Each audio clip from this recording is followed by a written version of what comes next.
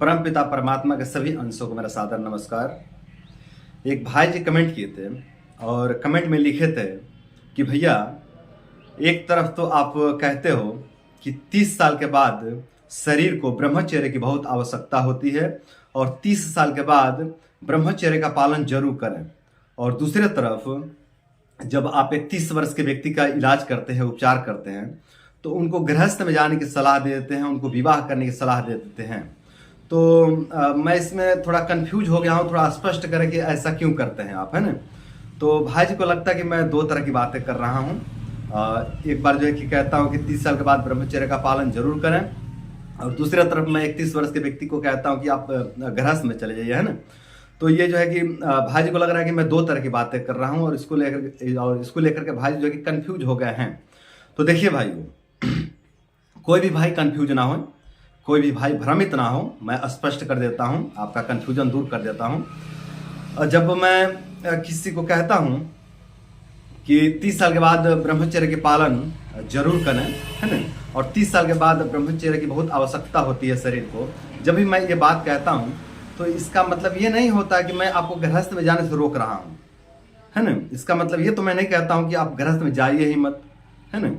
या फिर ये भी नहीं कहते कि यदि आप गृहस्थ में हैं तो आप गृहस्थ छोड़ के भाग जाइए। मैं ये भी तो नहीं कहता हूँ। मैं तो कहता हूँ कि आप कुछ जो है कि महीनों तक, कुछ वर्षों तक ब्रह्मचर्य व्रत का पालन कर लीजिए, उसके बाद आप गृहस्थ आश्रम में चले जाइए। या फिर यदि आप गृहस्थ में हैं, आपका विवाह हो चुका है और आप बहुत ज़्यादा कमजोरी का सामना कर रहे हैं, आपको कोई रोग दोष हो गया है, आपको जो है कि कोई जटिल व्याधि हो गई थी, पीलिया हो गया था, टाइफाइड हो गया था, मलेरिया हो गया था, चिकनगुनिया हो गया था, डेंगू हो गया था, इस तरह का कोई जटिल बुखार हो गया था, या फिर कोई दूसरी बीमारी हो गई थी आपको, है ना, जिसके कारण आपका शरीर बहुत ज़्यादा क्षय हो गया है, आपका मानसिक बल, आपका शारीरिक बल क्षय हो गया है, तो आप गृहस्थ में रहते हुए, है ना, परिवार में तो हैं, तो परिवार में रहते हुए आप कुछ जो है कि महीनों का या सालों का अखंड ब्रह्मचर्य का पालन करिए। जैसे कि अगर बहुत ज़्यादा आपको कमजोरी आ गई है, आपका शादी हो गया, ठीक है, आपका शादी हो गया, बच्चे हैं या फिर नहीं भी हैं, पर आपका शादी हो गई है ना, और आप बहुत ज़्यादा कमजोरी का सामना कर रहे हैं, तो आप 1 साल या 1.5 साल तक अखंड ब्रह्मचर्य का पालन करिए, है ना। ईमानदारी से आप 1-1.5 साल तक, परिवार की सहमति से, है ना, परिवार के सहमति से आप 1-1.5 साल का ब्रह्मचर्य व्रत का पालन करिए, और उसके बाद आप फिर से जो है कि गृहस्थ में आ जाइए और संयम पूर्वक गृहस्थ में रहिए, है ना। मैं यही तो कहता हूँ, लगभग बहुत सारे वीडियो में बोला हूँ, लगभग सभी वीडियो में बोल ही चुका हूँ, है ना। यही बात बोलता हूँ ना कि अगर इस तरह की समस्या होती है आपके साथ कि परिवार में है और आपको बहुत ज़्यादा कमजोरी हो रही है, तो जो है कि आप कुछ महीनों का या जो है कि 1-1.5 साल का ब्रह्मचर्य व्रत कर लीजिए, और उसके बाद संयम पूर्वक गृहस्थ में रहिए, है ना। संयम शब्द का मैं प्रयोग करता हूँ। मैं ये नहीं कहता कि आंख बंद करके आप अपनी जीवनी शक्ति का नाश करते रहो, है ना। मैं संयम शब्द का प्रयोग करता हूँ, है ना। और जब मैं किसी 30 वर्ष के व्यक्ति का इलाज करता हूँ, उपचार करता हूँ, और उनको गृहस्थ में जाने के लिए कहता हूँ, तो मैं उनका शारीरिक स्थिति, उनका मानसिक स्थिति, उनका सामर्थ्य वगैरह सब देख करके ही कहता हूँ, है ना। मैं देखता हूँ कि ये सामर्थ्यवान है ना। मैं देख लेता हूँ कि हाँ, ये सामर्थ्यवान है गृहस्थ में जाने के लिए, गृहस्थ में जाने के लायक हैं, तो उनको गृहस्थ में जाने के लिए सलाह देता हूँ। और यदि देखता हूँ कि नहीं, ये गृहस्थ में जाने के लायक नहीं है, तो उनको मैं कह देता हूँ कि अभी आप गृहस्थ में नहीं जा सकते, अभी आपकी स्थिति नहीं है, आप अभी ब्रह्मचर्य व्रत का पालन करिए, और जब आप गृहस्थ में जाने के लायक हो जाएंगे तो आप गृहस्थ में चले जाइएगा, है ना। पर अभी स्थिति नहीं है तो अभी आप नहीं जा सकते। और जिनको मैं देखता हूं कि हाँ, अब जो है कि ये ठीक हो चुके हैं और अब ये गृहस्थ में जा सकते हैं, तो मैं कह देता हूं कि हाँ, आप 4-6 महीना बाद गृहस्थ में चले जाइए। अभी हाल ही में एक वीडियो डाला हूं जिसमें मैंने एक भाई को मैंने बोला कि 4-6 महीने बाद आप गृहस्थ में चले जाइए, विवाह कर लीजिए, है ना। शायद उसी वीडियो को देख करके भाई जिस तरह के कमेंट किए हैं ना, तो मैं भी स्पष्ट कर देता हूँ कि मैंने उस भाई को 4-6 महीने बाद गृहस्थ में जाने के लिए क्यों बोला।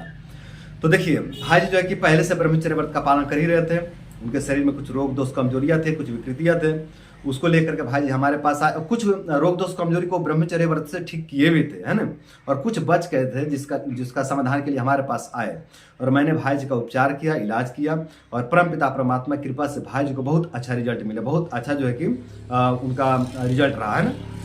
बहुत अच्छा सुधार देखने को मिला उनके रोग दोष में, है ना।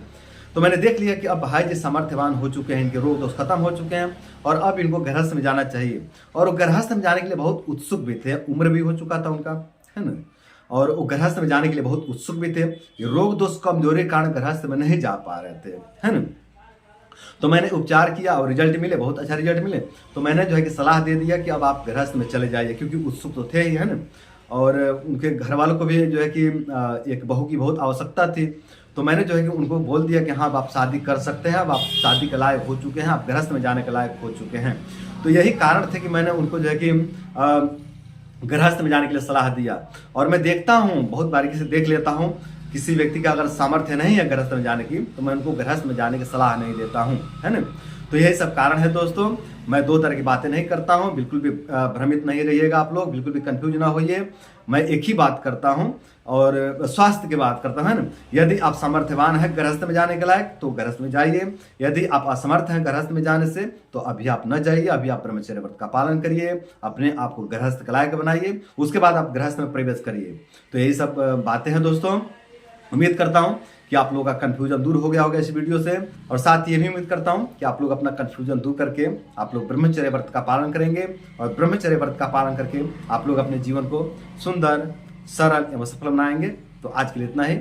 नमस्कार।